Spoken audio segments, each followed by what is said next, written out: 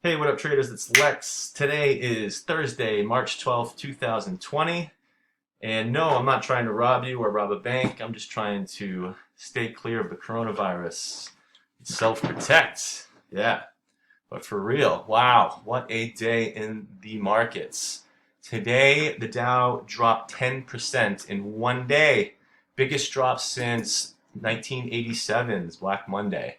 Um, that's just in one day. And as you know, if you've been following this, obviously you have, because it's been affecting the global economy. The past 2 weeks, past 8 days, we've dropped over 20%. We are officially in a bear market, pretty much a bear market going into a recession. You have 70% stocks that are lower than 20% from their all-time highs. And the reason for this is because of the coronavirus. As the coronavirus keeps spreading, and new data comes in overnight every single day. The data is just getting worse, exponentially more cases of people being confirmed with coronavirus, and exponentially more cases of deaths in each country that it's spreading to. So with all this data coming in, especially with the new test kits that people are getting tested for, you're going to see data go even higher, and it's causing a huge panic so often in the markets. And on top of that, the Fed has already kind of, they're already like shooting all their bullets too fast and lowering interest rates. They tried to do that last week. They lowered interest rates, and nothing happened. And it's because, Fed policy can't change a macroeconomic event of like a disease. It's not going to work. We need to find a vaccine for this. The Fed can pump all the money into the markets and just, add liquidity, add cash, lower interest rates. It's not going to cure, a virus, a disease. Like, you need to find a vaccine for this, and we need to start quarantining people so that they stay inside and don't spread it. And that's basically what's been happening. You're seeing a lot of quarantines. Italy's in lockdown. Schools are closed. The NBA season just got canceled. The NHL season just got canceled. I mean, that's huge, huge news. Live Nation canceled all concert tours. There's a curfew over in New Jersey, not past 10 p.m. There's talking about limited subway services. So they're starting to get a panic, and people are, you can see it in the markets as it's selling off. Just look at this daily chart of the ES futures. I mean, these are huge, huge drops. You're talking 150 points, 200-point drops, true average, average true range. Just to get an idea, like look at this, back in October here or November. These candles, these were two 3-point days, which are good, great. Over here, these are giants compared to those. So the volatility and the amount of money you can make on these volatile days as a trader is huge. I mean, you can make a lot of money in these markets. So I took the opportunity to go short the market, which I've been doing the past 3-4 weeks. I've been shorting, the futures. I've been shorting a couple stocks that were, way overbought and that are just getting affected. But it's been the same pattern every single day of just kind of, consolidating midday and then dropping, and then pre-market kind of ramping up and then dropping again once U.S. markets open. Before I show you my trade, I just want to also show you the market internals, just so you can kind of get a sense of like the blueprint of what the market's been doing. But every single day, the advanced decline lane is just getting crushed. You're having more stocks move down than higher. The breadth. You have 12-to-1 stocks going down to on the NYSE. Same with the Nasdaq. You're also the advanced decline line. More stocks are declining than advancing, and every single day it's just getting pinned down. Look at the tick accumulator over here. It's all down ticks across the board the whole day. You only had two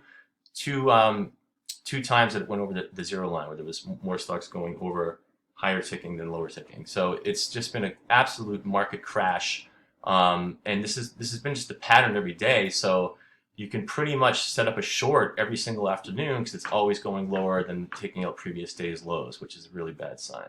So I went short a couple strikes out of the money.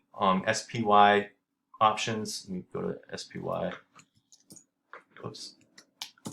Wednesday, yesterday, at right before power hour. Actually, a couple hours before power hour, around 1 p.m. Right after, right before European markets closed. I was just following the same pattern. So I went a couple strikes out of the money, 6 points. I bought the 274 put. It was trading at 278. So I was going 4 strikes out of the money, which seems like a lot, right, on a daily SPY put, but with these days going ranges of 50, 100, 150 points, I think I could hit that probably in after hours, which I did. I mean, it hit after hours over in Europe. I'm sorry, before Europe opened, President Trump came out and put a ban on all domestic international flights coming in and out of the U.S. to Europe. No more flights. So that was the huge drop in futures overnight around 11 p.m. You can see this huge 15-minute candles that just dropped the market, drove it down all day. So, when I woke up this morning at 7:30, I was already in the money by about 14 points. 14 points. So my delta was $1, like it was 100% delta. So I was already in the money. I sold it right at market open because it opened at 254. So I got 20 points from my entry, 20 points. And I covered it right away. It was obviously a halt because the circuit breakers kicked in because we had a drop of over 5%, 7%. So circuit breakers kicked in. So I had to wait 15 minutes for the market to open to actually sell the option. But I did end up selling it. And I actually posted it, I screenshotted it here. I was in at 495, out at 1787 for 260% gain, percentage gain, 1,291 profit. Then I kind of, sat on my hands, kind of watched what the market was going to do. And then I went ahead and waited for another opportunity to go actually long on the micro futures.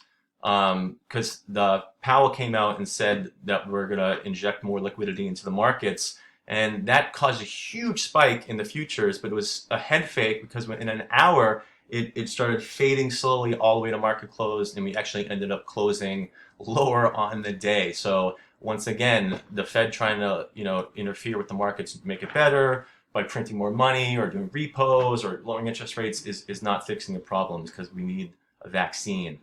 That's what we need. This is a natural thing, not a synthetic thing that can be changed by Fed policy or Fed stimulus. So that was another $301 profit. I was kind of getting in and out of it all day. So I did about 8 trades in that. So commissions were about $40. But so on the day it was $1,592. These are all my screenshots. Here's my my futures, my profit on that. These are all the trades I did on it on Thinkorswim.